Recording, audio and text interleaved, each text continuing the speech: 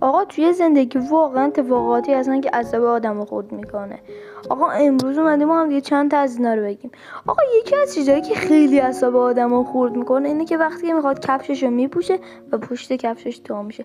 آقا من نمیفهمم چرا پشت این کفشا اینجوریه، یعنی آدم لحظه اونقدر فشار میخوره که اون فشار توی زندگیش اصلا قابل پیش بینی نبوده. چیز بعدی که میخواستم بگم، آقا وقتی که داریم یه غذایی رو میخوریم و آخرش میشه یه دونه برنج یا یه دونه ماکارونی اون کف بشقاب، اونو هر کاری که میکنیم نمیاد توی قاشق ما، آخرش مجبوریم یا با دست برداریم یا با فشار سفره رو ترک کنیم. چیز بعدی هم که خیلی اعصاب آدم رو خورد میکنه اینه که وقتی که شب میخوای بخوابی و گرمته و وقتی که خاموش میکنی چه شوفاژ چه بخاری ها سردت میشه و اگرم روشن کنی گرمت میشه. اینم خیلی آقا روی مخ من رفته.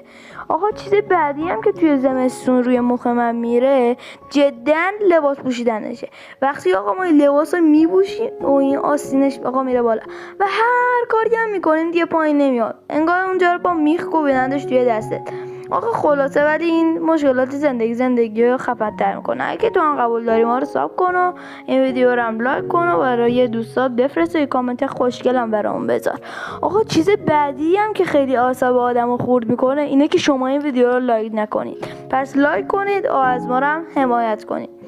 آقا ولی قبول دارید که توی مدرسه تنها چیزی که اعصاب آدم رو خورد میکنه تکلیفاش که وقتی که میای خونه خیلی تکلیف داری و فراش فکر میکنی تعطیله ولی فردا باز و بدبخت میشی.